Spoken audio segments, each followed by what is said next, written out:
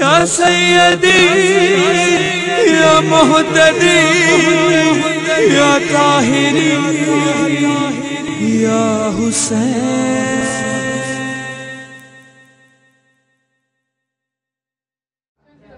Welche Tipp ich geben könnte, wie man Terrorismus in Deutschland bekämpfen kann.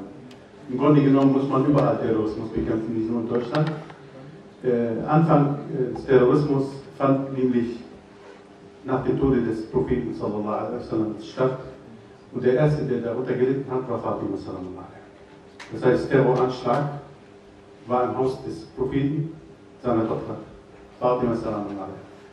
Und wenn wir dieses Geschehen zur Welt bringen, in die Öffentlichkeit bringen, werden wir natürlich den richtigen Islam vorstellen und die Menschen werden dann nachher Interesse bekommen, um darüber was zu erfahren. Und wenn man dazu kommt, über dieses Thema was zu erfahren, wird er automatisch zu der Wahrheit kommen und feststellen, dass der Islam ist Salam, Islam ist Frieden und Islam sind keine Terroranschläge und kein Terror.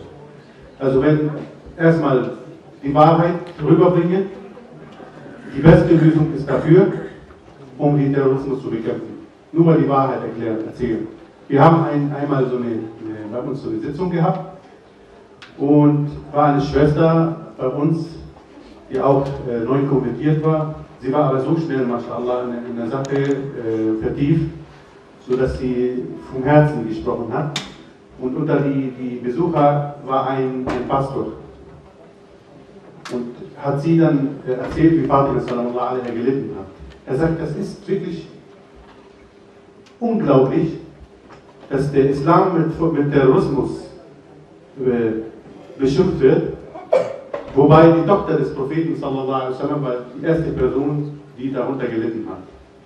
Das heißt, wie tolerant ist dieser Islam, so dass die Tochter des Propheten angegriffen wird.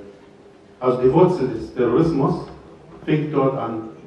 Und dann später wieder Terrorismus gegen Hussein sallallahu alaihi, Terrorismus gegen Zainab sallallahu alaihi, Terrorismus gegen Hassan vorher sallallahu alaihi. Also wir haben bis jetzt, also wir waren die ersten Opfer, die darunter gelitten haben und nicht sie. Brauchen wir nur erzählen, wer wir sind, zeigen wir, dass wir da durch unsere Erscheinung, zeigen wir, dass wir gegen Terroristen sind. Das ist die beste Art, um den Terrorismus zu bekämpfen.